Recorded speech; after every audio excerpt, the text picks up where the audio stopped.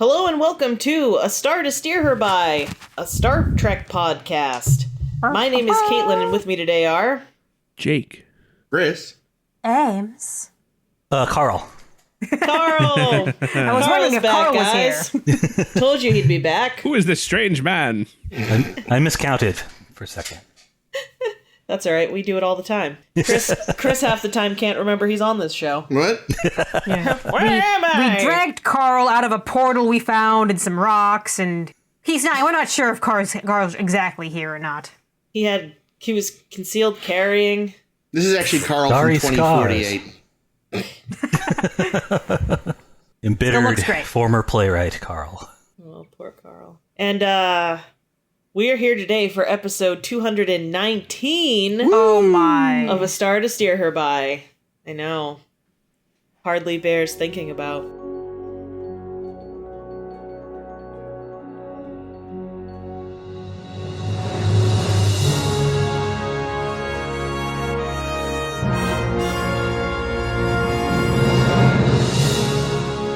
Today, just to try something new and interesting, we're going to talk about 2 episodes of Deep Space Nine.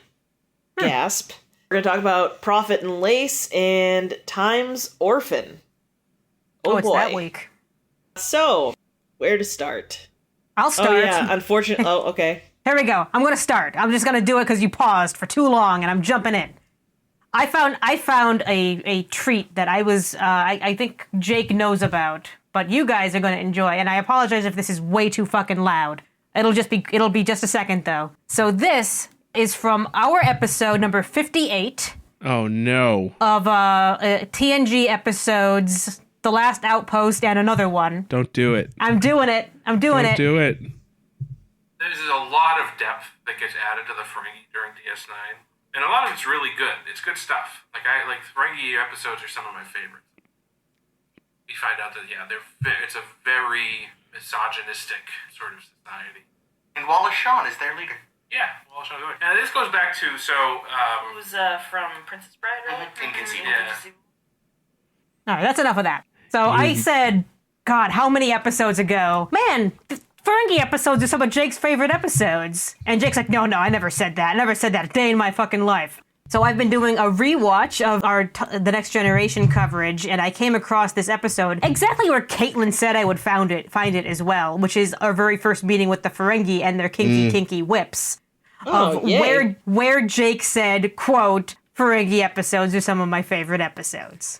Okay. In my defense, Yeah. I was only thinking about one episode when I said that. Was it this one? It was. Caitlin, tell us about this one. Oh, boy, this one. Oh, this one. Oh, my God. Listen, there's a lot to cover here. First of all, we open on Quark sexually harassing one of his Dabba girls. So like bad. it was season 1 of Deep Space Nine again. So that was disgusting. Yeah. It might have been the worst one, too. Oh my God, yeah. it was really bad. So bad. Yeah. I mean, And that girl here's the also thing. couldn't act, so even No. worse. She was really pretty, though. Oh, yeah. I wanted her to fondle my ears, too, but I wouldn't have blackmailed her into it. Oh, my God. Because I'm not a monster. So, in Prophet and Lace, after Quark is done trying to molest his Dabba girl, we find out that there's complete radio silence on Ferenginar, and Rom has been unable to get a hold of Moogie or Zek or anybody. Or Lek. Or Lek. Lek. Or, I loved hearing about Lek. or Gala. Yeah. Of course, Gala might have just been on his own moon. Yeah, fuck We don't Gala. really Lek's know. the best. No, fuck Gala too. That's true. But we don't need to worry for long because Zek and Moogie arrive on Deep Space Nine, and Zek is like, "We've got good news and bad news, Quark." Basically, what's happened is he has declared that females are equals and can wear clothes and do commerce and earn money and shit. And That's the good news? Ugh. I don't really remember what No, I thought that was the bad news. No, that was the good news. It was the bad news from Quark's perspective. Oh, right. What was the what was the Coup. other news? Oh, yeah, the other news was that there was a coup, and Zek is no longer Grand Nagus. Instead, we have Brunt, formerly FCA, as acting Grand Nagus. And they're not going to let us forget that he's acting Grand Nagus, because every time someone says Grand Nagus fucking Brunt, with the, exact timing of Frau Bluka, acting acting, Grand Nagus. I'm not gonna lie, I was really hoping you were gonna say Grand Nagus Brunt so I could say acting. No, absolutely not. I never want to hear We'll it. find more opportunities for you, I never Chris. want to hear it again. So that became annoying. Don't worry, though, because they've got a plan to overthrow... in, like, the broadest sense of the I think word. in this case, it's underthrow, because they were originally in power. Yeah. Good point. That's how that works. And because this is some low-hanging fruit, lowest common denominator fucking humor bullshit. But yeah, so they're like, well, but like, maybe we can get back into power if we can convince other powerful Ferengi to, back us. And we've convinced our buddy Nilva to come and talk with Ishka, which is Mugi's real name, if you don't know. They're like, yeah, we'll just talk to him. He'll get it. However, their plan is thwarted when Quark basically, literally, Bashir says she needs a new heart. So Quark basically kills Mugi by saying that she's like the worst shit that ever happened to Ferenginar, to him, and to the whole world. Her heart gives out.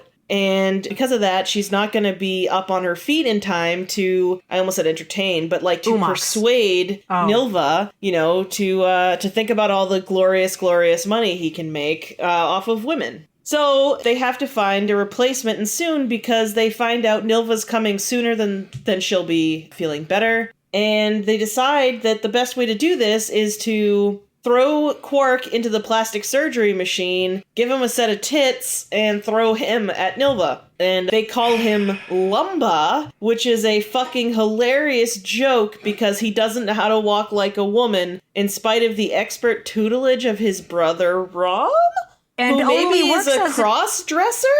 Yeah, and only works as a joke if you think they're speaking English, which they're not. Well, actually, in a way, them not speaking English and the joke being rough sort of works better because, like, as people who watch a lot of, like, subtitled anime, they kind of try to, like, force because the Japanese love their, like, word puns. So they try to, like, smush an English joke in, and it doesn't always make perfect sense. So actually, from that perspective, that almost excuses how bad the joke is. So we will throw it out the window and not accept it. Good. Acceptable. No, fuck that. It's not it. So Nilva shows up and, things go well.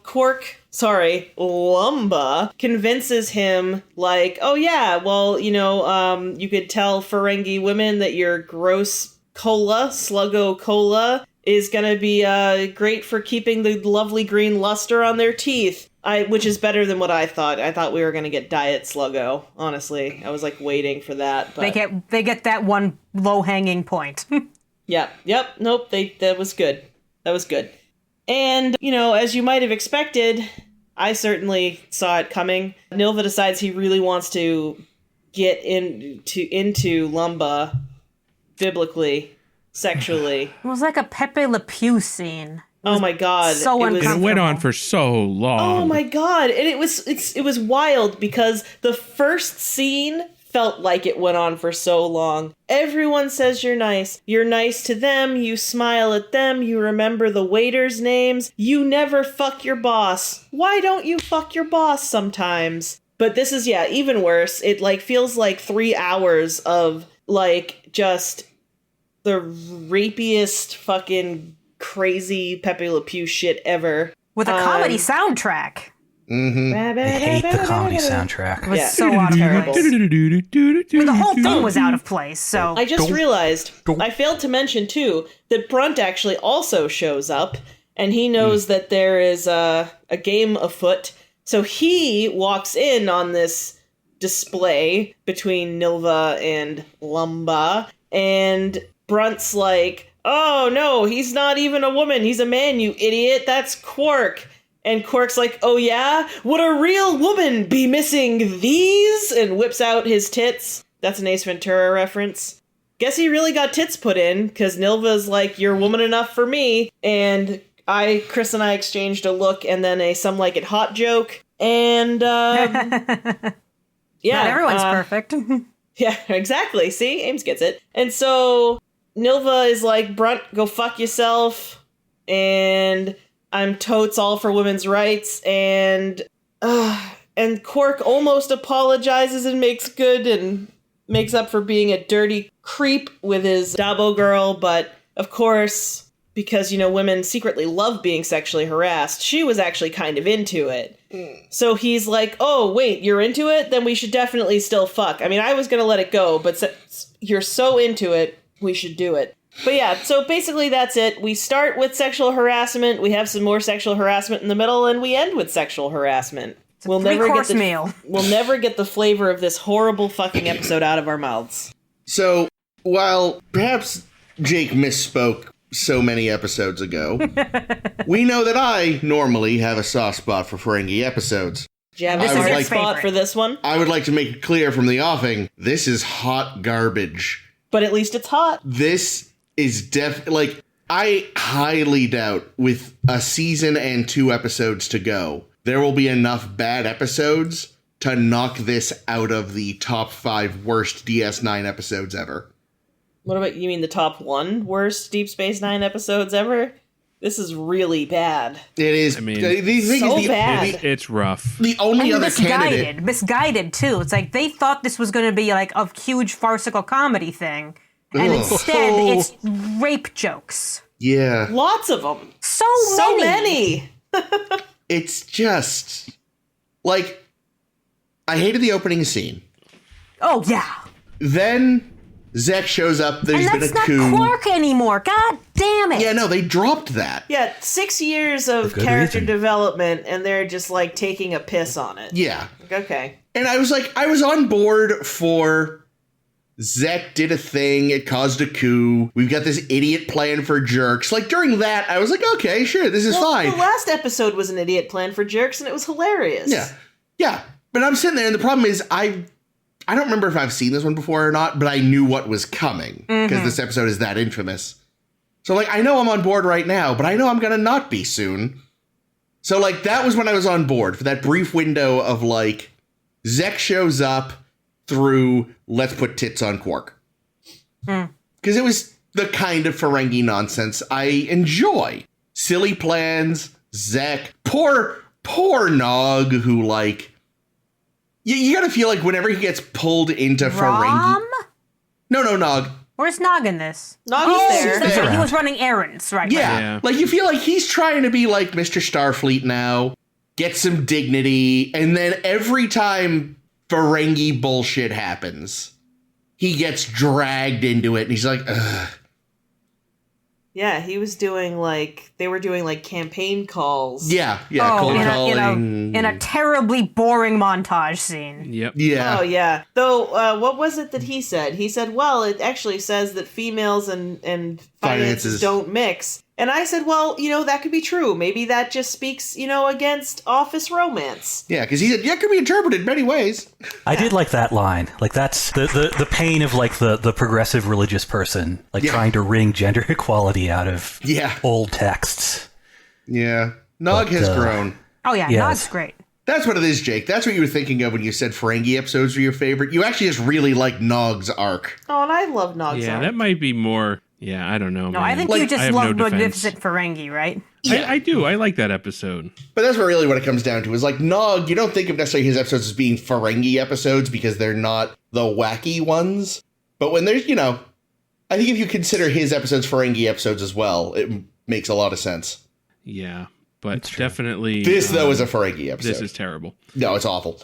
It is abysmal. Yeah, so you brought up Some Like It Hot a second ago, which is more successful than this episode in let me count the ways. First, not to mention 50 years earlier. Yeah, so it has the benefit of being 50 years earlier when tastes are a little bit more whatever they want. And also, the jokes in Some Like It Hot weren't men trying to be women, therefore it's funny. It was the circumstances they found themselves in that were funny. Yeah. The two male characters, the names I've already forgotten, although there's another Trek connection, because Grace Lee Whitney was in that movie, and she was Yeoman Rand. Really? Oh, wow. Yeah. When was she in that? I don't know. Because that's the 50s, right? I also don't know. Yeah, so the two male characters who dress as women to, run away from the law they find themselves in these scenarios and they're never really acting like they don't like feminize. They don't do silly like girl things. They don't cry randomly. They're just kind of their own character. They're just still their characters. They're still people. And I think that's where like Quark is trying to be this female thing, but he's known lots of female things, and the female personality that he's adopted is like no other females we have seen. No, this is what Al Bundy thinks women are. I was getting major like Willem Dafoe and the Boondock Saints vibes, so wonder if Quark saw that classic piece of human cinema. That was a more dignified sequence than this whole episode. Had that movie come out by this time? By 99? About 98? 98? I don't think so. I don't know. I think it was early 2000s, but Quark lives in the 24th century, that's doesn't true. he? That's a good point. Well, I know Armin I didn't think of Shimmerman like specifically watched Some Like It Hot and Tootsie. I've not seen Tootsie. Have any of you seen Tootsie? No, but I have. hear it's really Years problematic. Oh, tell us about it, Carl. Tell us. It's probably problematic now. I think the best thing about it, and the thing that a lot of women in the 80s liked about it, was that it does take the things that women go through in the business world seriously, even if it's a comedy. And it's kind of, Dustin Hoffman is somewhat of a creep, but it is written so that like there's some slapstick that's much better than this, and it's more focused on the social. It wouldn't be hard to be better than this, but it's focused on like the social stuff that you have to do when you are a woman performing femininity in the business world. And it's very 80s, but you can see them sort of trying to at least walk in somebody else's shoes. Which is what this should have been and ostensibly was supposed to be. But no.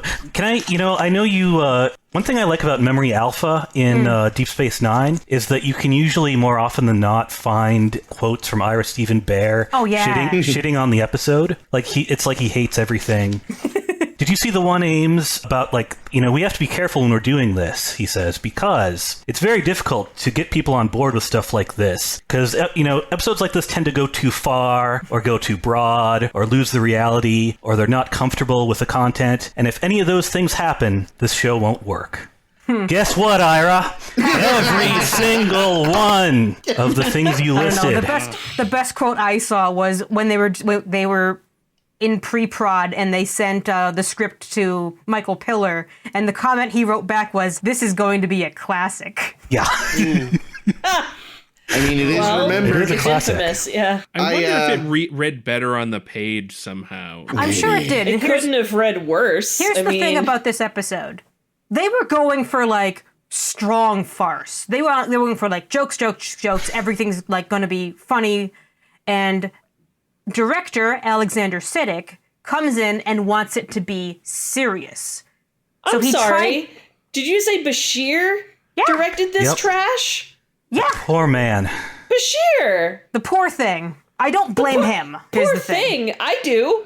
You can't play this serious. He's trying to play it seriously. Yeah, if he tried to play it straight, maybe if it had been played more for farce, it would have worked better.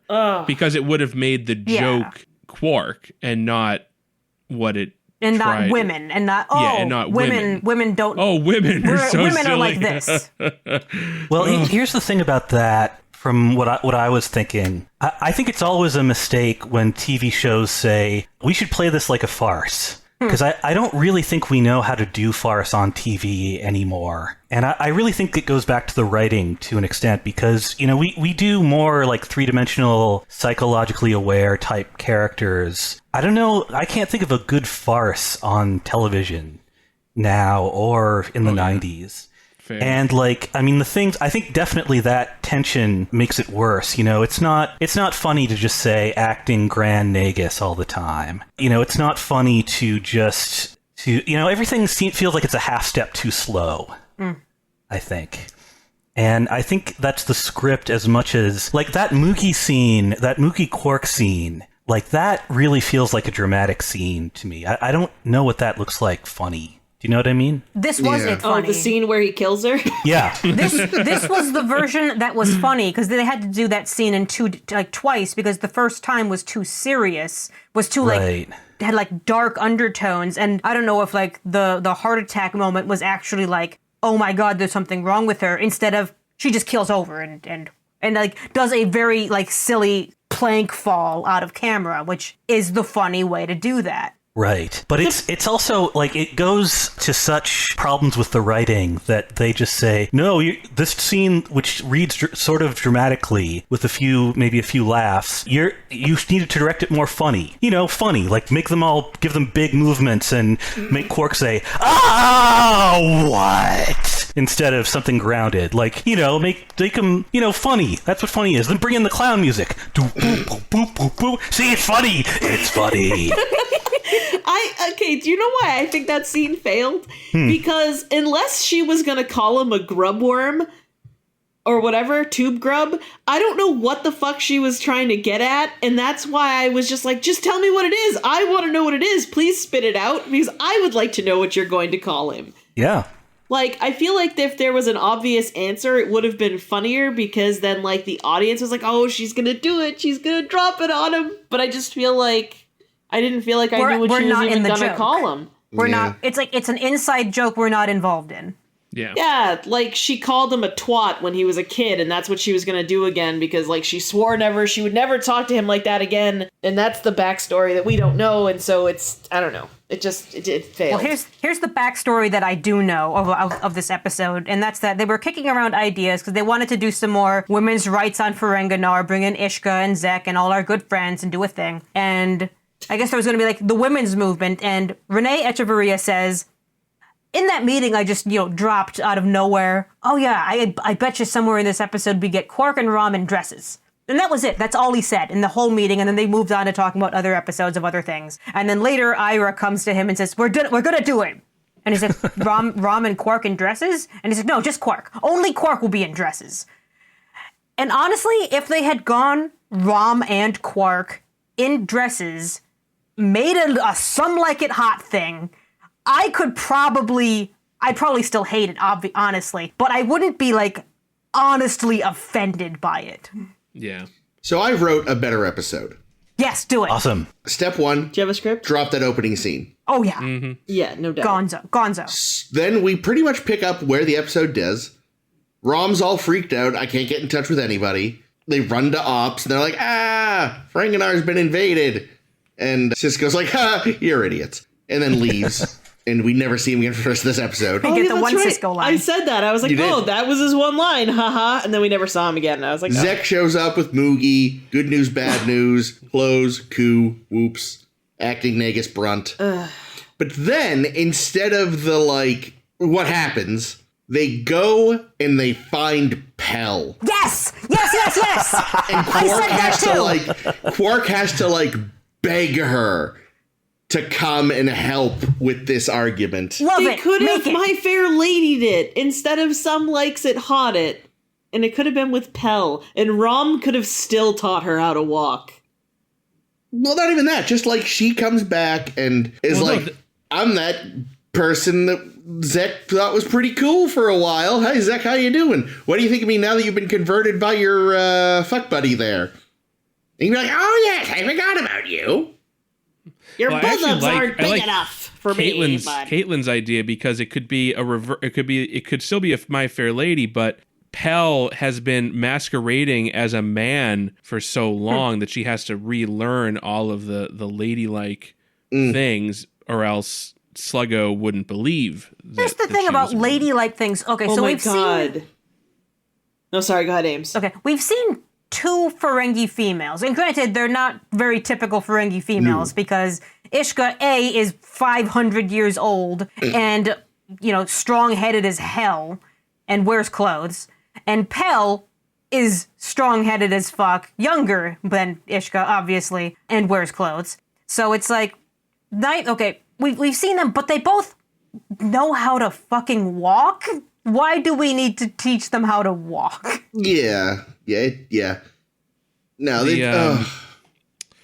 yeah, I don't know. I think I think possibly the thing that made this, put this over the edge into this is just offensive, is that not only was Quark dressed and surgically altered to look like a female, he apparently also had like HRT, because they kept making a point about how he was like, oh, I'm so emotional now. And it's like, what? Yeah. What is going there were on? Exactly. 2 times in this episode, I literally put down my notes, stood and was like ready to like walk away. And I was like, wait a minute, I'm still watching this episode for the fucking show. I can't just walk away. And I think a lot of this was probably horrendous even then. You know, like, Oh, yeah. not just from a 2021 perspective. Like, this was dated, tired bullshit in 1998. You know, I kept thinking about it, and I'm like, why does this fail where, I can't remember the episode title, but there's an episode of Futurama where Bender enters the Olympics as a woman, except he isn't, and then actually, like, after winning, has the professor reconstruct him as one. And it's sort of the same episode with, like, a misogynist acting out a woman, except the whole time Amy and Leela are there being like, oh my god, fuck you. Which I think is part of the reason it works better. Because the episode is actively acknowledging you're a fucking idiot. Yeah. Well, the only woman we had in this episode was Lita, Yes. who was not helping. No. Yeah, and who was participating in the bullshit. And Yeah. then Mookie congratulates him for his great work at the end. You know, it's like we've got Lita who is participating, and Moogie who couldn't be prouder. Like, Of really, her I piece of just needed shit Dax to misogynist walk son. in, do a And that's- giant eye roll, and walk out. And Well, you needed a scene where Dax and Kira are there and go, what the fuck? Couldn't say fuck on Trek back then. True. Yeah. I think they needed to not make this. Oh, Yeah, yeah. because that would have really I mean, that's the real solution. I don't know. By George, I think he's got it. I mean, I guess what's aggravating about this, in addition to all of that and even more, you know, we needed.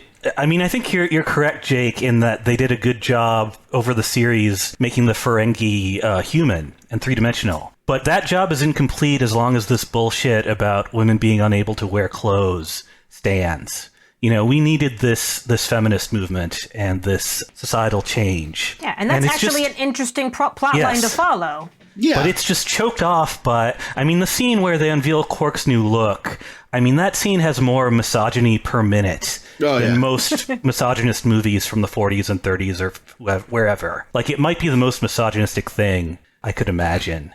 And, you know, there's no reason for him to have hormones. I don't know. I guess I'll pivot. The worst thing this ep does, to my point of view, is it sidelines Moogie at a moment that should be her triumph.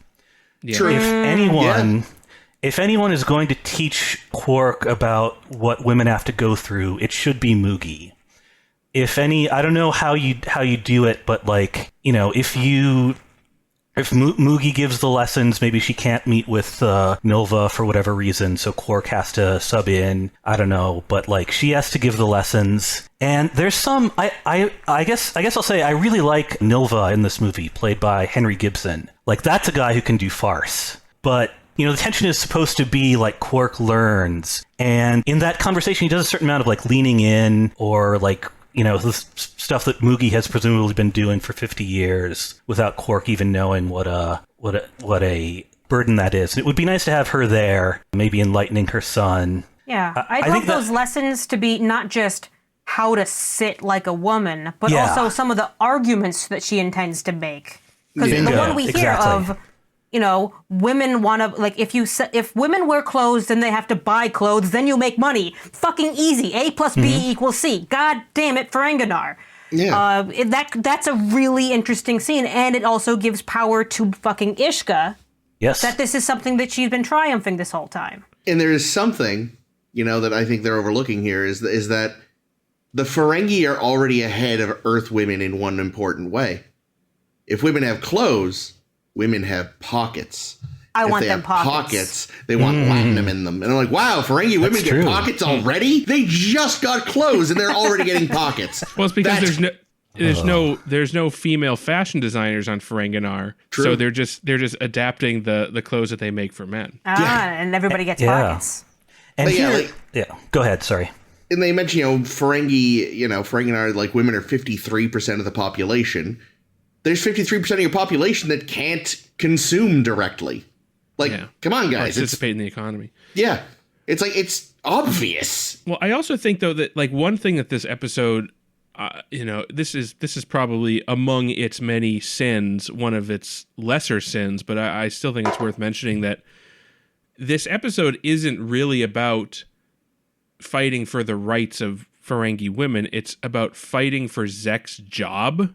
Also like, true. Also like true. that's really the reason this is a crisis is because Zek lost his job, and yes, he lost it because of trying to give women rights, but if not for that, this whole thing wouldn't have happened. Particularly at the same time, because it's like we're here to glorify Zek, right? Well, and you have to imagine that so much of it, I know that he says, like, that he's been convinced, but, like, how much of it is, like, classic Clytemnestra type stuff where what's good for the goose is good for the gander, etc.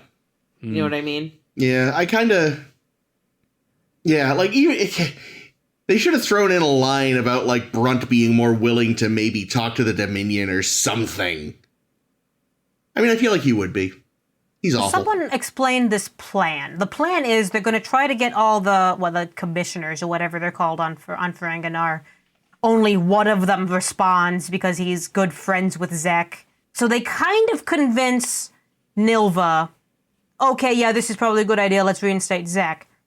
But now it's just Nilva against 399 other commissioners. Presumably, Yeah. Nilva. Does it work?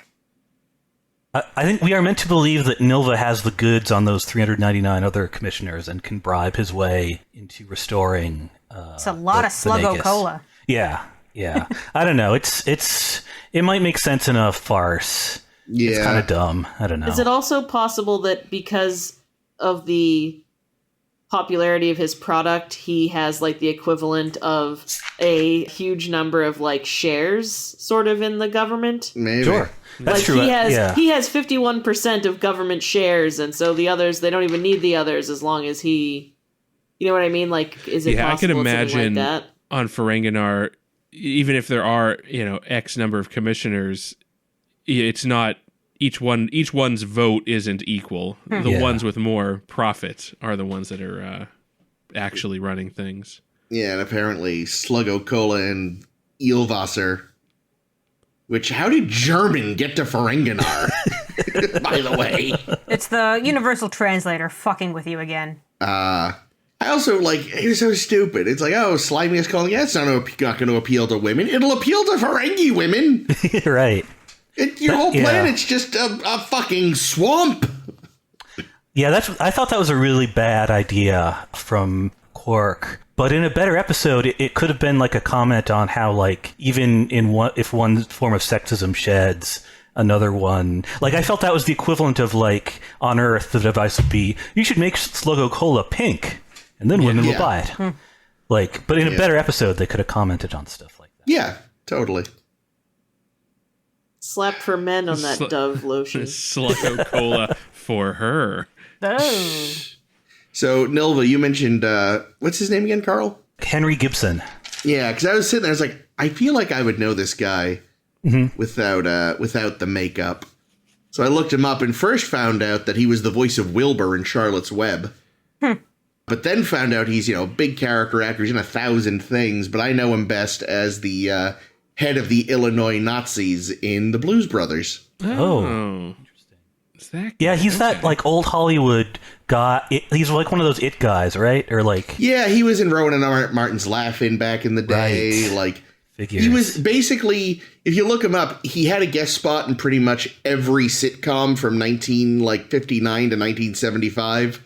That's and why then he's still, good at this. Nice. Yeah, and then still kept working right up to the end. Although, as he got older, it was more voice work than live action stuff. But And then we shove him under a bunch of Ferengi makeup. yeah, It's a shame because I feel like in a better episode, I mean, like he was doing the best he could with what he was given. It would have been nice to see him in a better episode because I think he was a good Ferengi. Yeah. Come back. I don't know. He's no Lek. No, that's true. No one is Lek. All right. The one like shimmering moment of this episode, which I freaking loved, was we had like whatever the fuck Mayhardu's species is. Oh, yes! Because there were two of them running around. The other one, I think his name was Uralash. Who was Brunt's servant, and the two of them like look at each other like, and I love this. Oh yeah. Every time they were in a room together, they were just glaring, and yes, that I fucking loved. Just the fact that they were immediately just like, oh, I hate you. You're with the wrong one. Now, do we think it is customary for like high-ranking Ferengi to have a Mayhardu manservant, or is Brunt just trying to emulate what Zek does? Oh, I like that. I like that idea. All I know is he's gonna look like a damn fool if he Mayhard don't have a manservant. Well, what's gonna be interesting though is right, because didn't they say that species is bound to their whoever they're serving for their boss? Wasn't there a thing like that when because that's why when Zek faked his death? Yeah, I don't remember what it was exactly, but yeah, there was some kind of binding thing. So I wonder if, now that presumably Brunt has just gone back to being, Brunt FCA, I guess, if he's just going to have this dude following him around all the time. Yeah, it's almost like he preemptively spent some lottery money that now he's not getting, and now it's just like, oh, this is weird. His sad little apartment for one. That's a thing they start to touch on, but don't, again, because it's a bad episode, actually follow up with. Is like, Ishka talks about how Zek was a sad, lonely man. But he's rich, says Quark. Quark, post meeting with Nilva is like, so lonely. Like, it's a broken society because of its inequality. And that would have been interesting to follow up on, Yeah. How many Ferengi men are actually sad and broken and would be so much happier if their society was more equal? Yeah, speaking of, here's a great quote from Shimmerman when asked about this episode, because I think the thing that he hated the most of it was the lack of anything that comes out of it. And the quote is, "I didn't mind Quark's sex change. I minded that nothing came of it." So we see no effects. We see he goes right back to being a misogynist. We see, I don't know if we see any change on Ferenginar, but we see like they have fucking problems for sure. Yeah. And this is why I feel like this episode is several kinds of the worst thing I've ever seen, because like they went out of their way to destroy possible redeeming qualities of this system. Like if this were a farce where people, you're supposed to learn stuff in Star Trek. It's built in. And it's just so baffling to me. Like it's complete, you watch that scene, that Pepe le Pew scene, and you just wonder like, how did they get this on the air? I mean, we have been told that they can't talk about sex in any non-traditional way in the 90s because you have affiliate pushback and whatever. But they can get this on. They can get Quark flashing a guy. It's just completely baffling to me. Yeah. Because I'm sure the very old men who ran the affiliates thought it was hysterical. Sure, yeah. I mean, everybody's sitting there laughing their asses off. I mean, I don't think Bugs Bunny ever flashes anybody in the cartoons or Pepe le Pew. And it's once. Once? What? Okay. There's one time. There's always one time, I guess. Where Bugs, Elmer thinks he shot Bugs. He's laid there. He's got his hands crossed over his chest. Elmer pulls his hands apart and there's a bra there. And Bugs screams, slaps him, and runs away. Is that true? Yes, hand to God. I don't remember that, but... I watched a lot of Looney Tunes as a I kid. did too. I just don't remember that. I have a memory for useless shit. That's true. That's what would help Bugs Bunny. Yeah. Just bring him in. I think he's a more, Well, certainly his cross-dressing was always more respectful. Yeah. Yeah. They could have learned a thing or two Definitely. from Bugs about respectful cross-dressing. Yeah, bring Bugs in to teach Quark. God, the "Are my hips too big?" line, cringe, extra cringe. Oh God, when Zek was like feeling up his leg, Oh. like, you That- make a yeah.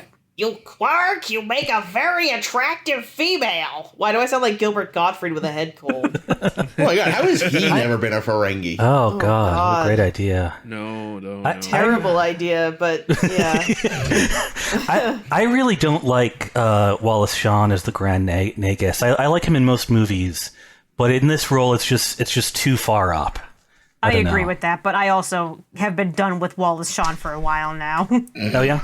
But also, yeah, it's incredibly cartoonish. In this episode, he was almost a non-presence. Like he was just as Chris said, like we're trying to get Zek reinstated. Zek does almost nothing.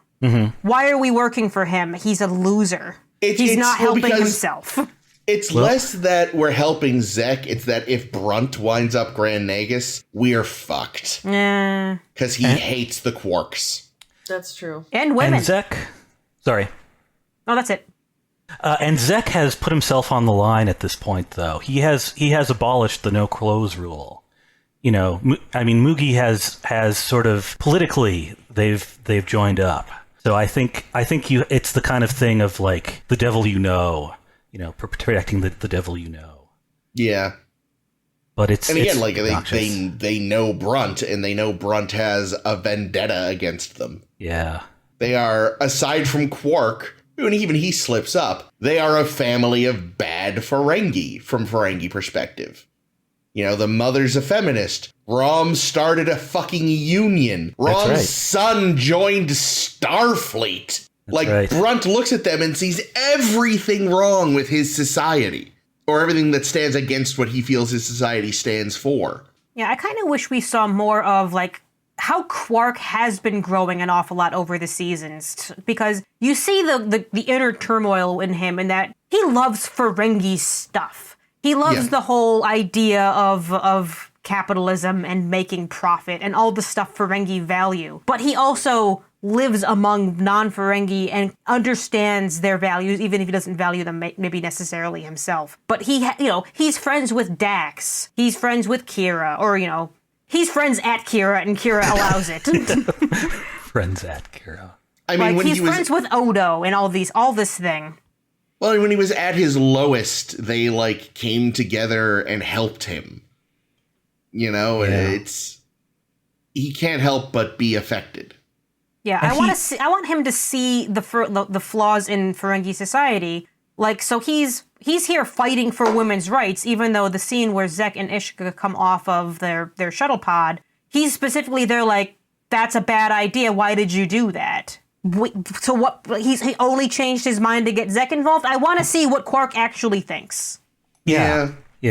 Quark, I think some of it comes down to, not that we ever see this, but they talked about it in, I think, Ishka's first episode. I think there's a lot of hang up with him knowing that his father was kind of like a semi-failure, that he needs to be better.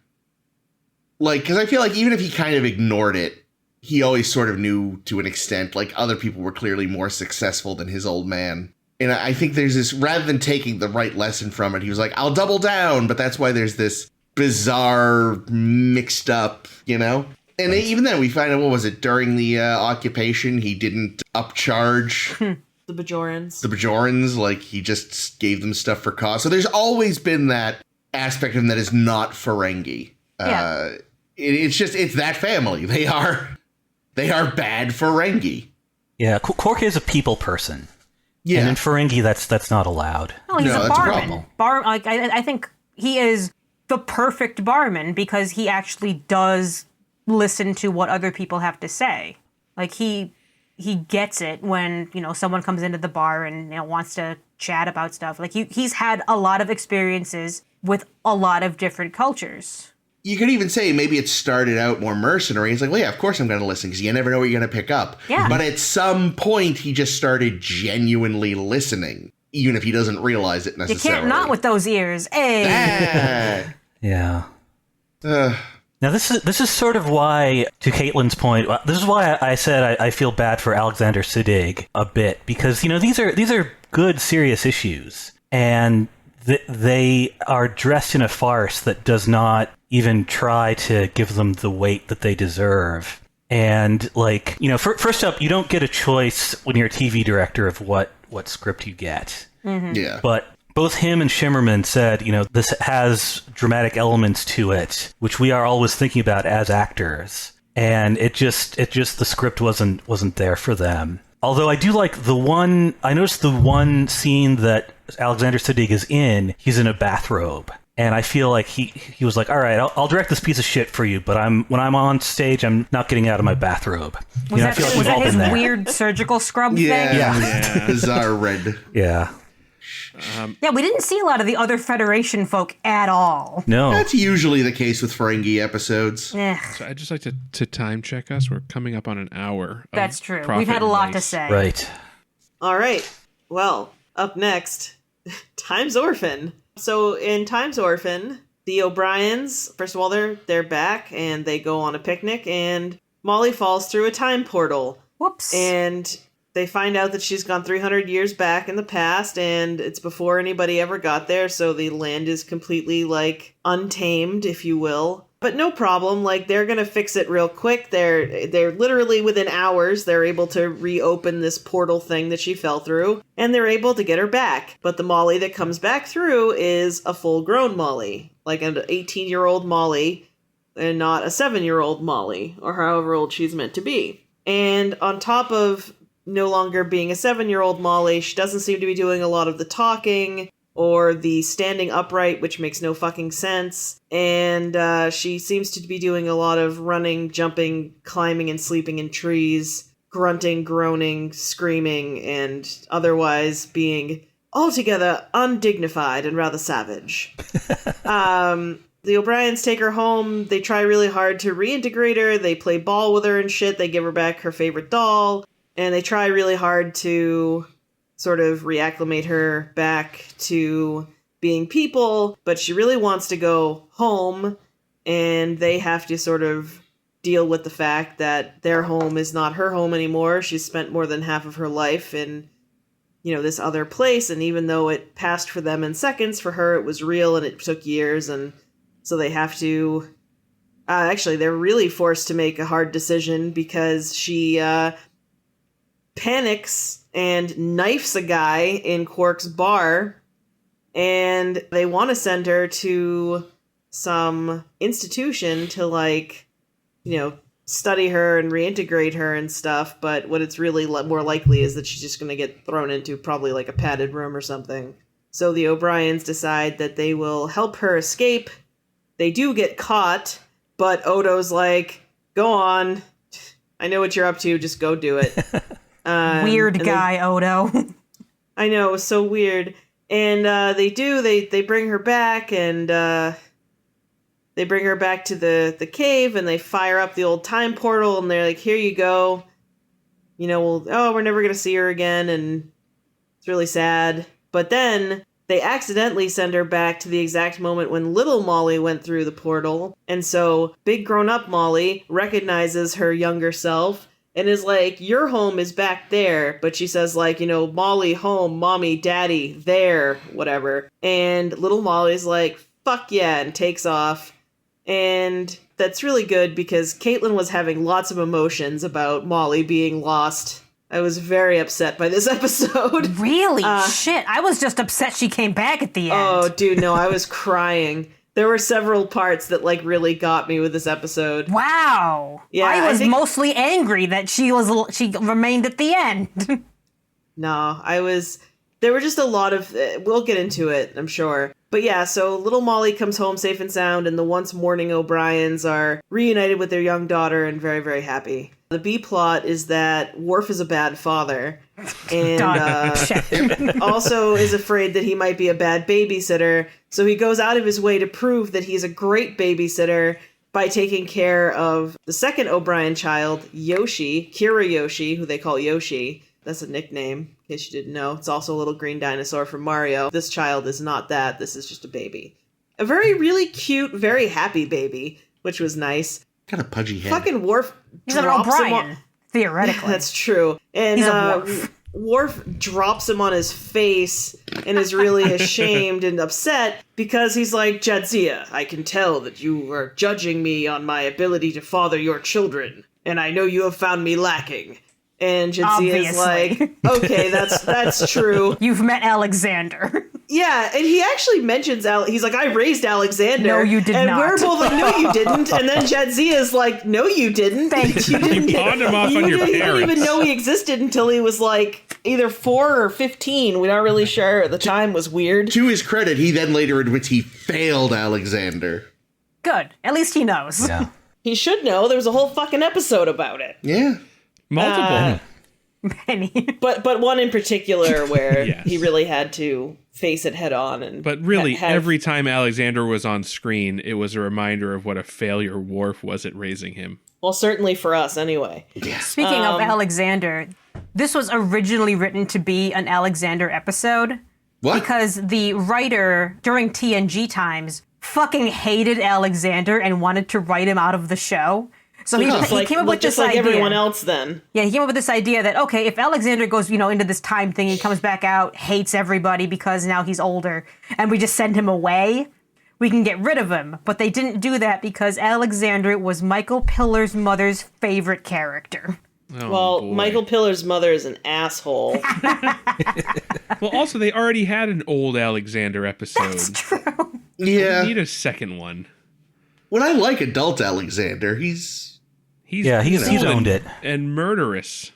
And he'll throw down and tell you that you failed him as a dad, which Yeah. Worf really needed. And then so. he'll trip yes. over his own shoelaces like a loser. Yeah, but that means he's good luck around the ship, so they keep him around like the little token loser he is. Speaking of luck, I think this episode disproves a popular theory. I think Molly is definitely O'Brien's kid. Because she's got the luck of the Irish. Because she suffers. Yep. Because she has a big round head.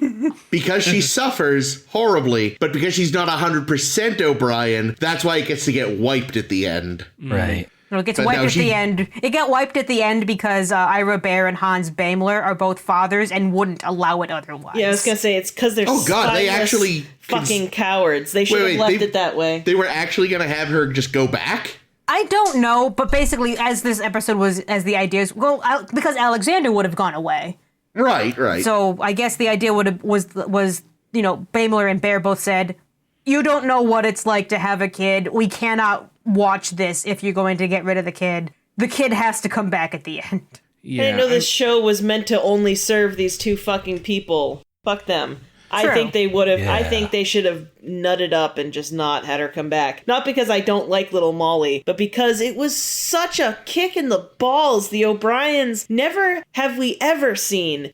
I mean, we've gotten some good. I know, whatever. We shit on Keiko a lot in this show, and I kind of regret it because I think that she's come a long way. I've shit on Yes. the writing of Keiko in this show. that's That's how true. I'm going to say. But- they have served the character of Keiko entirely very poorly. I agree with that. But lately, I feel like in Deep Space Nine, we get a better Keiko, and along with that better Keiko, we've gotten better O'Brien chemistry. And never have we seen better O'Brien chemistry than watching O'Brien holding his grieving wife, realizing they have to let their kid go. And that's why I think this episode really punched me, is because it just felt like it was palpable. You could feel that grief. It was like, I don't know. It was just really good.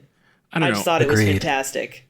Agreed. I think I take a little issue though with the fact that the O'Brien's solution to their child in distress is to put the child out on a hill, essentially, right? Like they don't try very hard, I guess, before They they're only like, had I 45 guess we'll just minutes give of up and showtime. condemn her to live the rest of her days alone Which and won't frightened. be many, because Which she's won't be living in many. the wild. Well, the thing is, their hand is being forced, isn't it?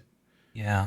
Like, you saw how Starfleet treated the Bashir's other- Angels. what? Bashir's Angels? Yeah, how they treated Bashir's angels. they would probably treat her even worse. Well, Oh, the yeah. thing is, though, like so Bashir's angels were genetically modified people who there was like no treatment really for them, right? Aside from, I don't know if you can undo genetic modification, but I think the idea is that Apparently they not. are the way they are, and the only treatment is going to be to just try to socialize them better. Whereas Molly, you know, like, she could potentially be treated if a professional, you know, there was no, I mean, Bashir maybe talked to her a little bit, but there was no other professional help, it looked like. You know, it was just, oh, you know, we'll play ball with her. You know, we're not trained professionals that know how to deal with people who have experienced But she was so trauma. distressed, it would have been hard to get through to her. Here's the thing. I'm sure it would Here's have been, but at the- the same time, you don't put your kid in the fucking hole because Well- it's hard. You do if the other option is that they're going to throw her in some fucking institution or charge her with attempted murder. Here's the fucking thing. Okay, O'Brien and Keiko are not psychologists. true. Why are they the only ones Yeah, it just makes a lot of doing sense. a fucking thing? This is the same problem I had last week when suddenly it was Dax's job to do Bajoran archaeology. It's suddenly Bashir basically just says, "Oh, you have a feral child. Good luck. Here's a room with a tree in it. Go play ball." Nowhere do we learn anything that anyone is doing any work with her. Yeah, what happened to that therapist that was, you know, supposedly helping O'Brien when he got out of memory jail? Dead in the war. No, I'm going with that guy met with O'Brien 2 times and then decided to change careers. Or Wait, put who his was- head in an oven. Who was the guy who quote unquote fixed Ducat and we learned he did not fix Ducat? Yeah, no, Yeah, that guy here's the got thing. fired. I wouldn't trust Molly with Starfleet professionals, because what have we seen so far? Let's just go back. Troy. No, I'm going all the way back. I'm Oh. going to TOS, where they've decided psychology Dr. is Bar- shooting people with rays. Oh, I thought you meant Dr. Bartender. No, he was the only good psychologist we've ever seen in Star Trek. Oh, well. But there was that madhouse where they would just put people in a chair Oh God, yeah, dagger in the and mind. zap their brains until they weren't crazy anymore. Sounds like a lobotomy to me. Troy, what? O'Brien's shrink, useless. Ducat's shrink, useless. I think by the 24th century, they have completely forgotten how psychoanalysis works. I think Daner was okay, but Daner got ESP'd. True. Like, they just throw technology at the problem, and if that doesn't fix it, they throw their hands in the air and say, we've tried everything. So let's put the child into the wilderness to die. Yep, let her Yeah. get eaten by some bears. Like, they would, be like, you know what, she's happy enough in this holodeck, we'll just lock her in there for the rest of her life. Yeah, but you gotta rent it from Quark, and they can't afford it. Like, I also just don't think, I mean, we've talked about this, I don't think they care. I think there is a distinct lack of care in the Federation. You either match up with what we feel works, or we just kind of lock you away. I don't see a ton of interesting. proof of that. I only see anecdotal evidence of that, so I think Molly is not at all safe with the O'Briens either, is the thing. Yeah, I mean, it wasn't the best idea, but I would rather she be in the hands of civilians than Starfleet. I would like someone to have at least told Keiko and Miles what the treatment should be. I would That too, yeah. because I think we don't see they don't ever address what the actual issue is, and the issue being her getting reacclimated back to civilization or society rather is a better term for it, because she has, not been vocal for 10 years of her life, so she's lost Yeah. speech, which is a thing. Yeah. Like, the study of feral children, I think we brought this up years and years ago when doing did, TOS yes. stuff. Oh, did we talk about it during, Miri or whatever? It was either Miri or Charlie X, talking Something about like that. Why children not both? who grow up outside of a society, and how it's so fascinating, but it's so hard to study because there are so few cases that we know about. Perhaps in the future they know more, because there Maybe. are, different species that they can get in touch with who probably treat their children way more poorly. But, it is entirely fascinating to see Molly start to give person attributes to, trees and rocks. That was something Bashir brought up. Bashir never sees Molly again after that, but that's fine. He only shoots her full of tranks. But, to talk about what the actual treatment is, what her actual, state of mind is entirely lacking in this episode. And all you get to see is a girl, frolicking around a tree, which was bullshit. I think a lot of this is, I mean, it is very hard to get the context for this. I think in part because this series was written by a generation that, for all their forward-lookingness, really did not trust therapy. And really felt that that they were just sort of friendly people who would whisk you away Girl Interrupted style if you did anything wrong. That is certainly how they set up the conflict here. Yeah. And I think it's sort of a false conflict to a degree, but it's certainly a TV-friendly one. I at least think they did a good job of showing how if you had Molly for 3 or 4 years, and then she was out in this planet for much longer than that, you could make the argument that she has already, like, self-determination has kicked in for her, and she definitely wants to go to the planet. I don't know how you square that with the therapy for feral children.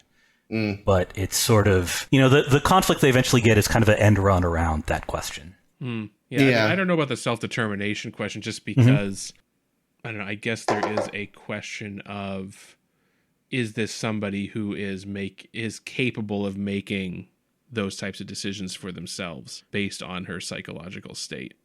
But I don't know. But I do agree with, though, like that whole Girl Interrupted idea of, and that's something that this episode really leans into, and it's a little unfortunate, I think, and to Chris's point, that Star Trek itself leans into, is that therapy and mental health is shown in this episode and others as being, like this medieval horrible thing. I don't know, and I think it's really unfortunate that Star Trek, at least at this time, has such a regressive view of mental health care that she'll either be institutionalized. Oh my God! Well, the clearly the better alternative is to let her fend for herself in the wilderness, because being in a mental health institution is just, oh God, Well, these are the people that grew up on appropriately enough, One Flew Over the Cuckoo's Nest. Yeah. Well, no, and I mean it's absolutely true. And Girl Interrupted, it's the same story basically. Just even though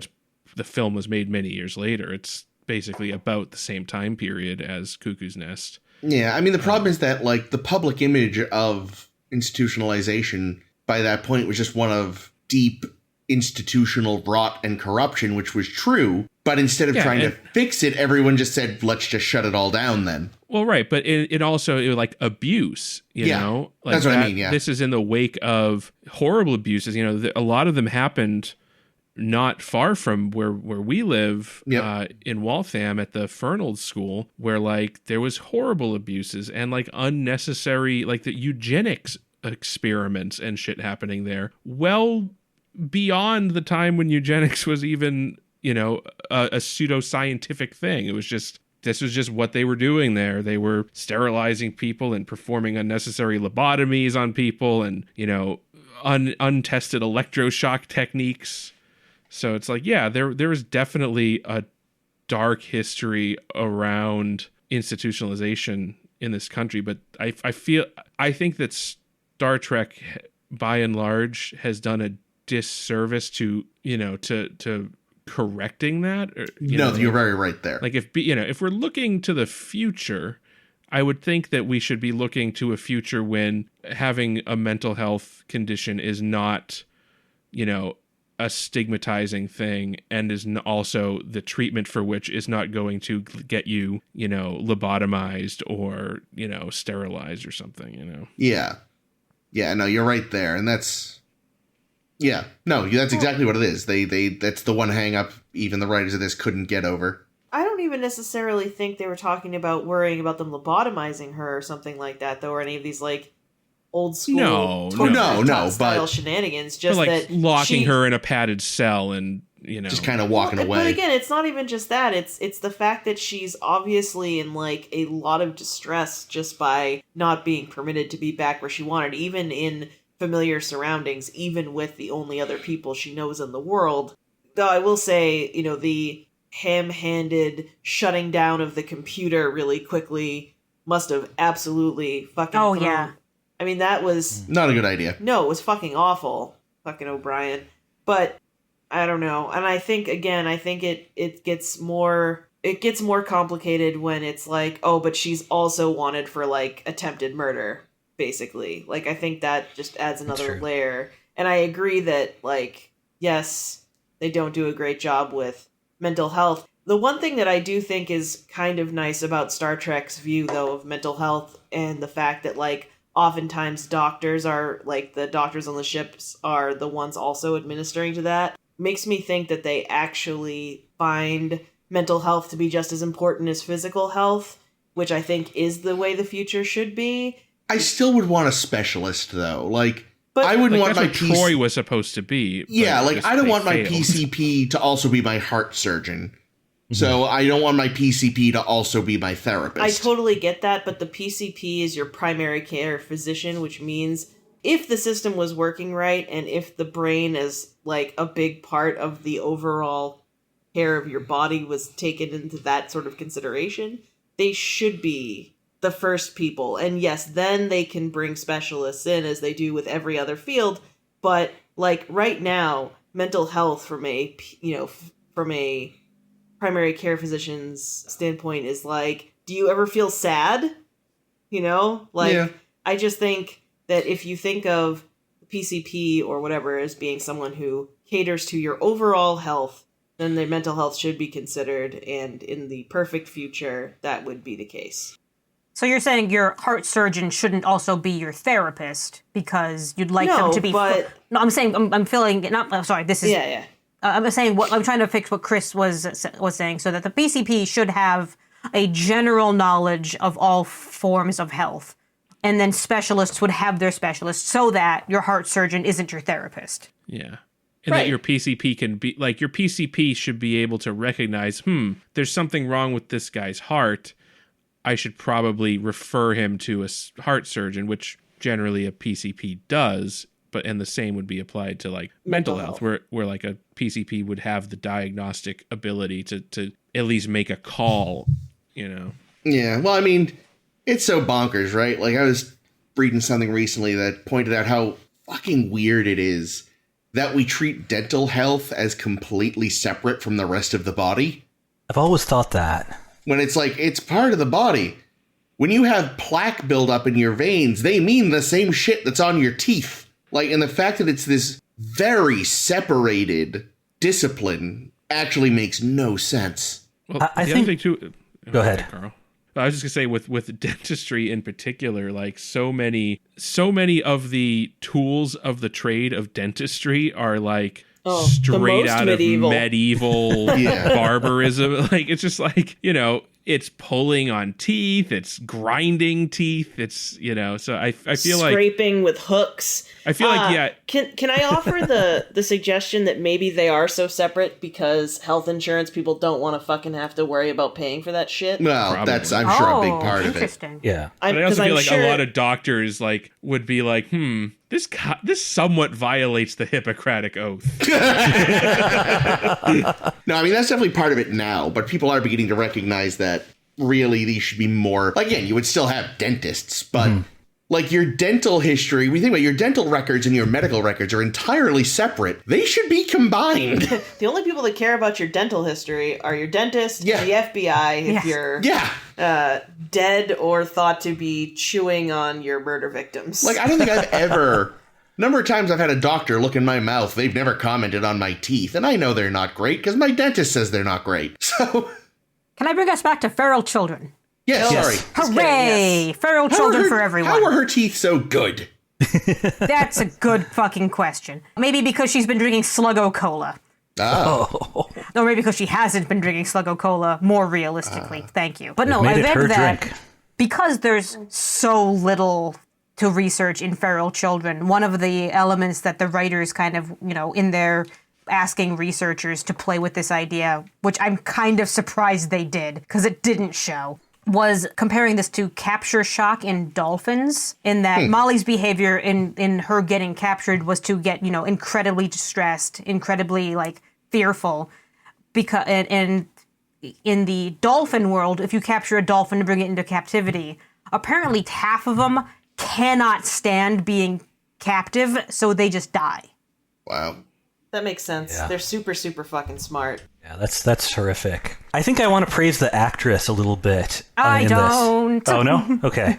The older Molly actress. Yeah. I guess I'll make my case and then yield. I just think it's very hard for an actor to play a child, and the sort of dialogue she gets is hard to do without sounding you're like in the Blue Lagoon or something. And I think her movements are very primal, but they're not practiced. Like I don't get the sense she's like a ballet or anything. Oh, I did. Or That's a the dance. problem. Oh, really? Yeah, Okay. I saw it was way too graceful for me. Like Okay. here's I look at feral Molly in that, yes, the actress was kind of playing her like a child, but a feral child is not a child. A feral child is an animal. Right. Well, I guess that's an interesting question. I mean, I feel like they probably wrote her as a child to some degree because that's how the O'Briens would have seen her. But maybe it's a bad. I guess I like the O'Briens in this episode, and I like what the performance brings out of the O'Briens. Yeah, I liked them, but I think, in terms of, I know, Caitlin really loved the end scene of them sending her away and the emotional charge of it. And, yeah, I think Colm and Rosalind did a lovely job with that, but I was so distracted because I didn't care for the older Molly so much that I was like, God, get rid of her. Ugh.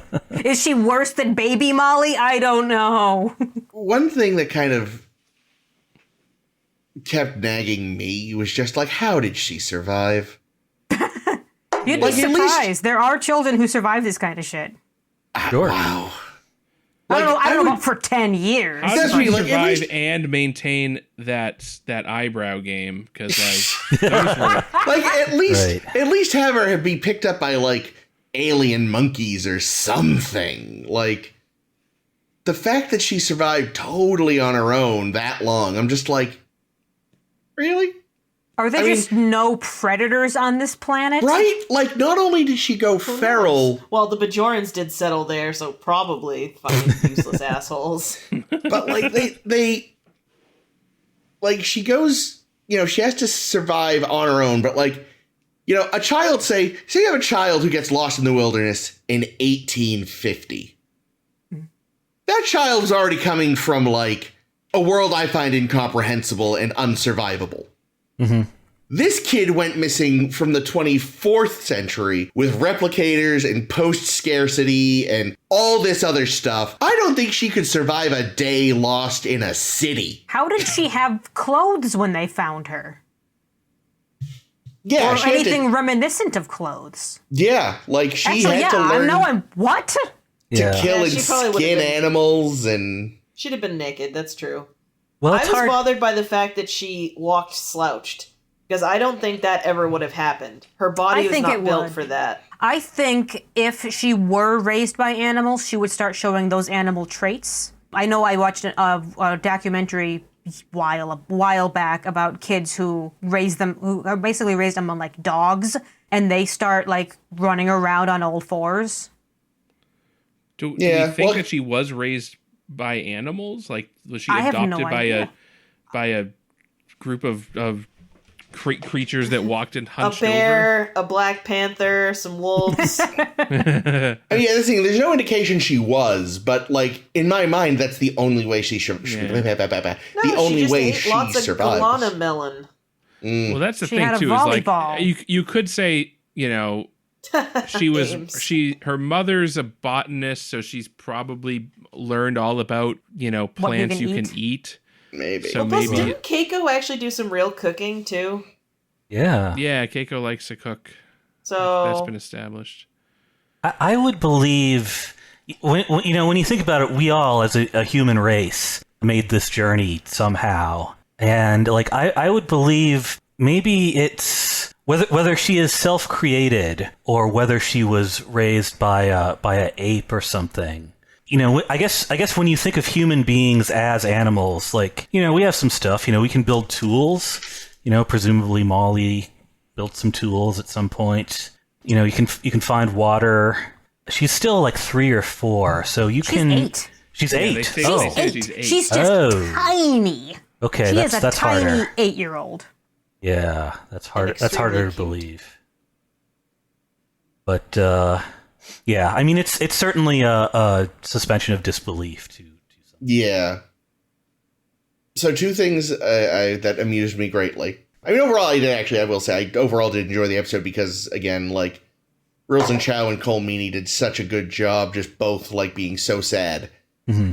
Like, even my, like, wait, how did she live aside? But 2 things that amused me greatly was her stash of balls. Yes. Like, she's like, I'm going to hoard, I don't know what they are, but I'm hoarding them. And that's legit, too. Yeah. 2, Odo. I thought if anyone could steal a runabout. Yeah. Which means that Yes. Odo has a big book of scenarios that he has been writing over the course of several Most years. likely to steal runabout. Well, wait, didn't O'Brien. O'Brien actually steal a runabout before? Yeah, when in- a prophet or when the Pa Wraith took over. Also when he was the Keiko? replicant of himself, he stole a... Well, granted, Yeah. that wasn't O'Brien. But it it was is close Ingram's. enough. So, like, yeah, I mean, no, he has demonstrated he can steal a runabout. And get away with it. Yeah. Probably Odo's just been gradually patching holes in the security system that O'Brien has exposed over the years while stealing runabouts. But I just love the idea that like he has this big book of like scenarios for everyone, how to defeat them. So it's like how to fight American presidents, but it's everybody on Deep Space Nine. Yeah. By Odo. Or the or the Tower of Babel, which was a Justice League storyline where someone stole. Turns out Batman had made plans of how to defeat every other member of the Justice League in case they were like mind controlled or went crazy. Excellent. And someone stole them and used his plans. I imagine Odo has just a similar book of plans, like how to defeat Cisco. How to defeat Cisco if he's been possessed by a prophet.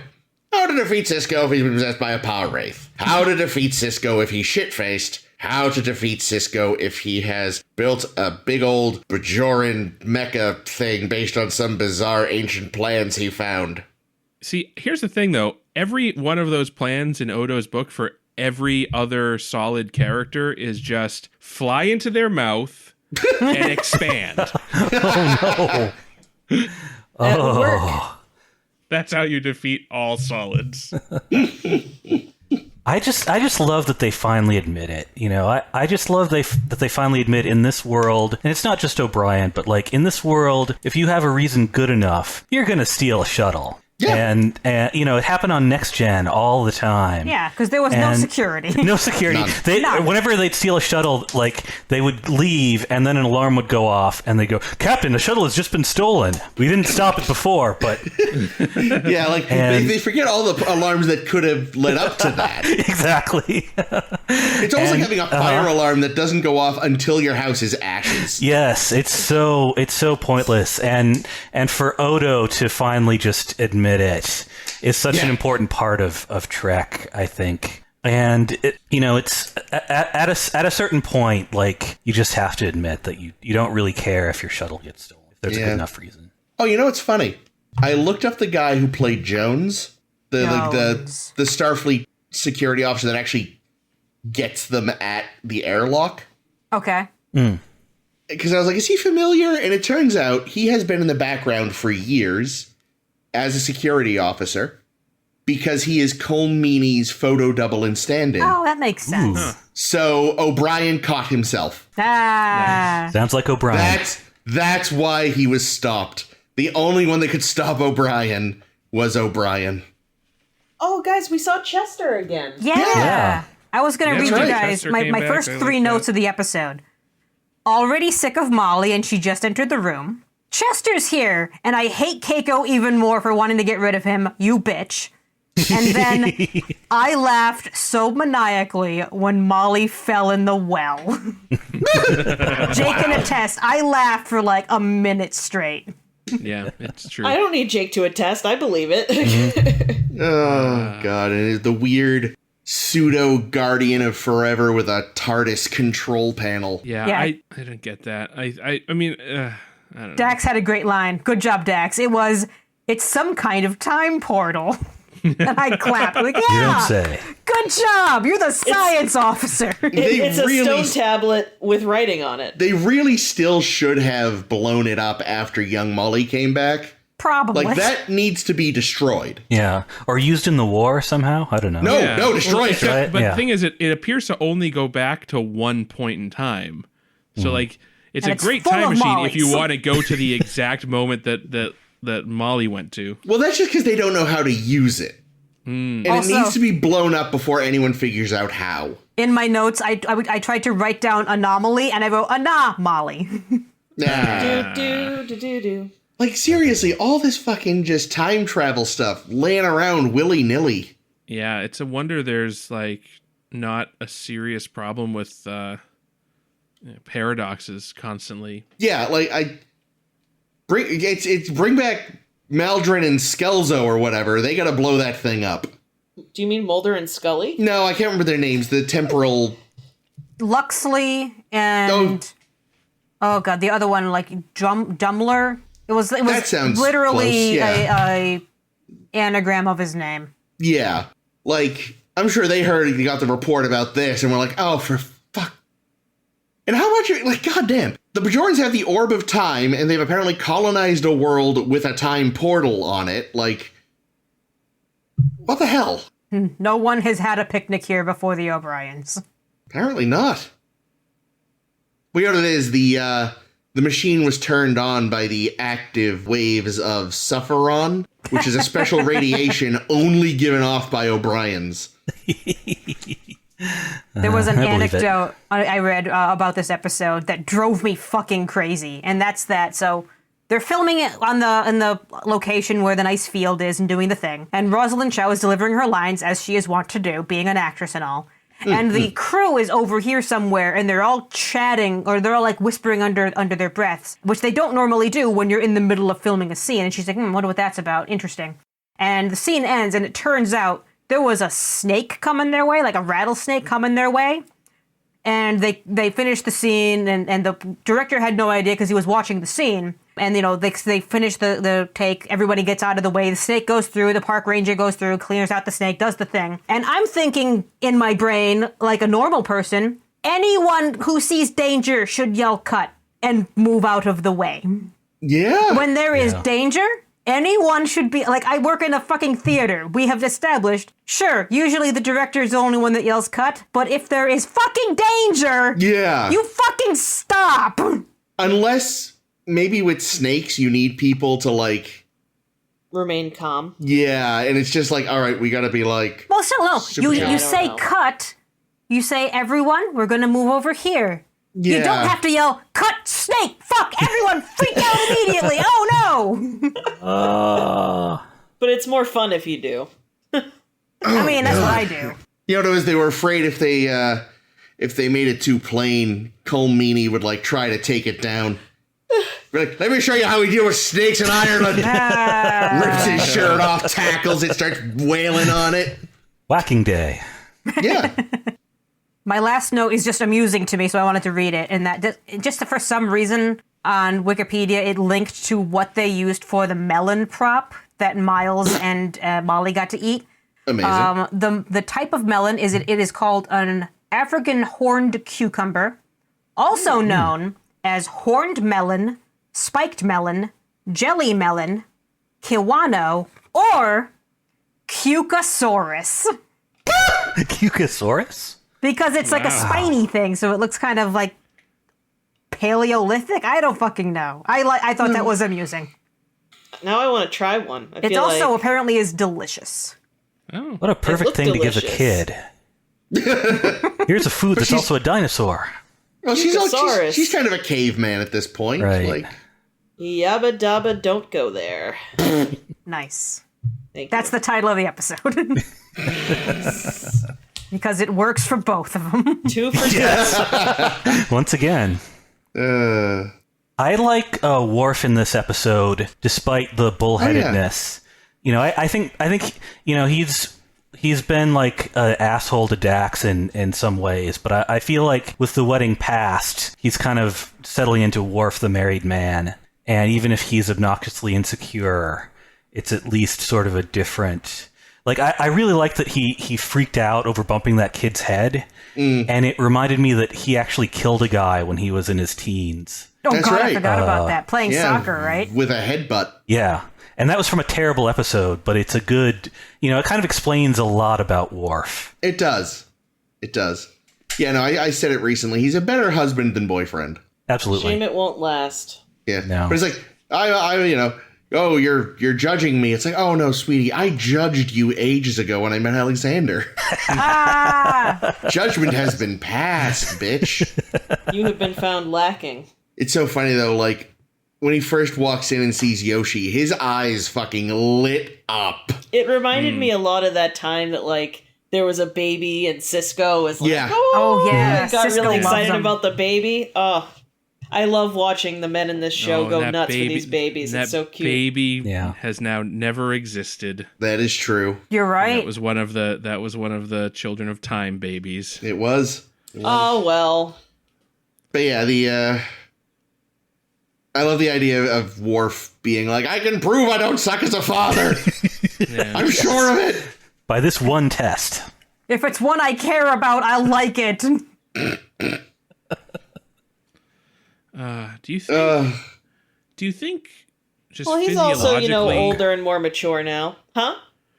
I was gonna say, do you think physiologically there's issues with a joined Trill being pregnant?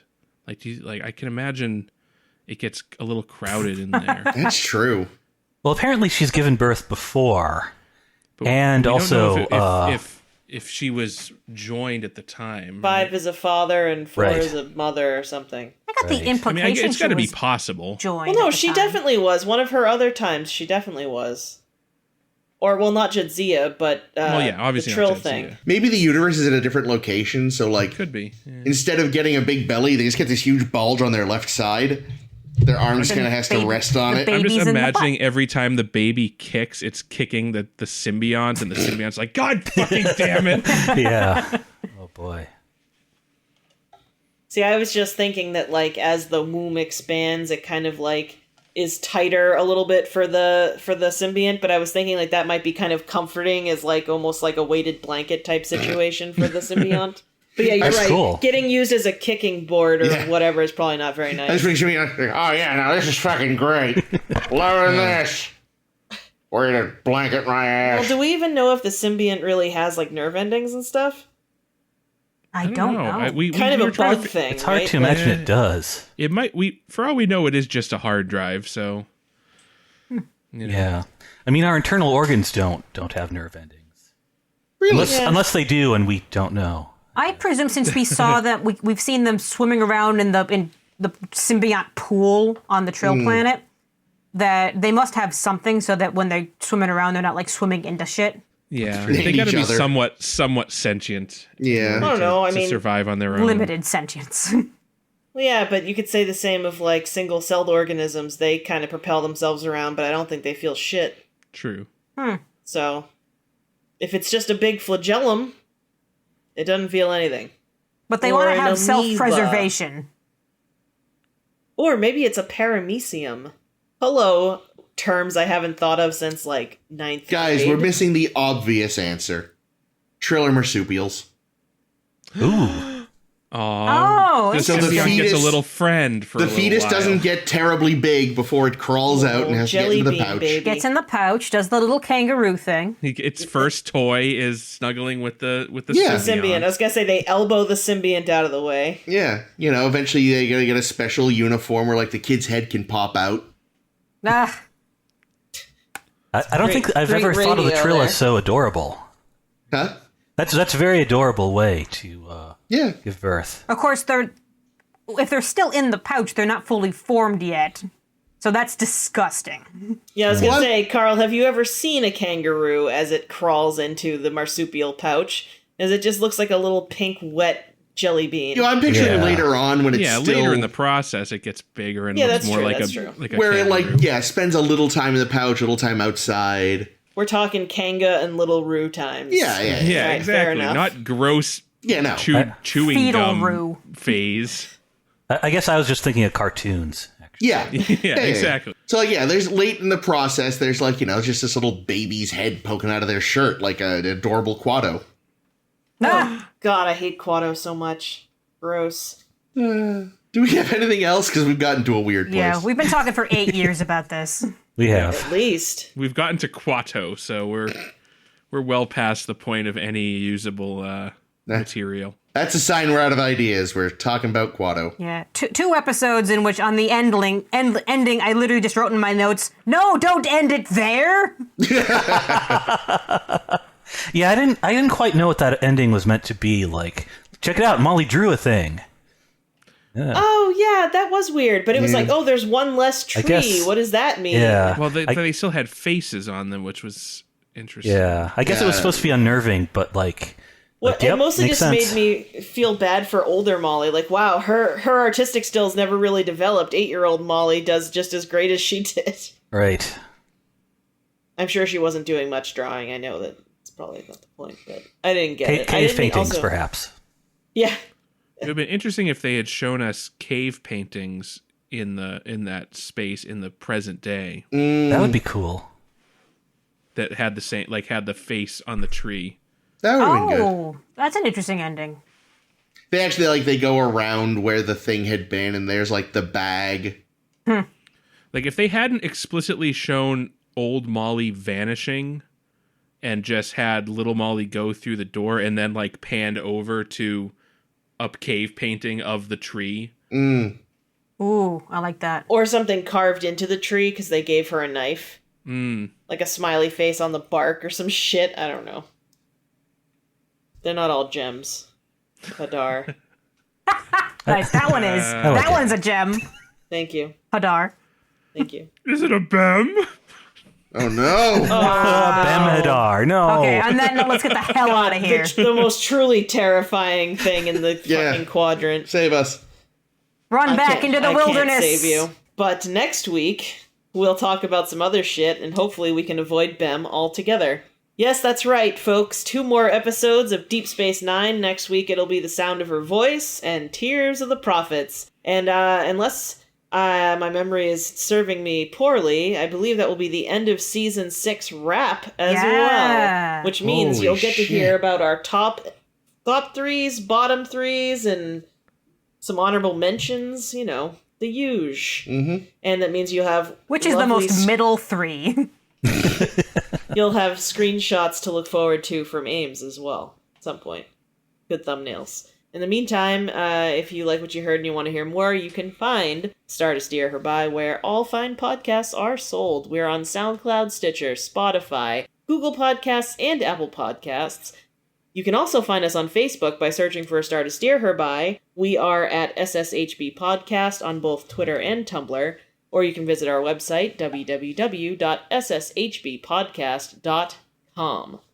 I have been Caitlin. I'd be Jake. This has been Chris. This has been Ames. This has been Carl.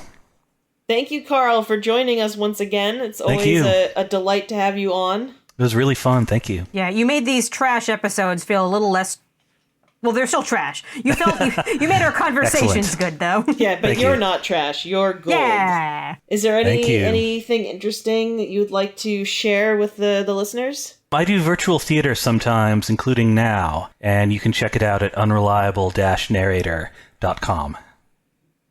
It's good stuff. Give him a look. Carl and I did a lot of work together We back did. in the day, and it was always a lot of fun Yeah. and great shows. So check it out. Oh, and we had a rule of acquisition this week. That's right. It was 94. Mm-hmm. Finances and females don't mix. Shouldn't mix. Don't. Don't Haven't mix. mixed. Shall not mix. Mix. Remix. All right. Remix. Go for the butt. Remix. Go for the butt. Remix. Go for the butt. The butt every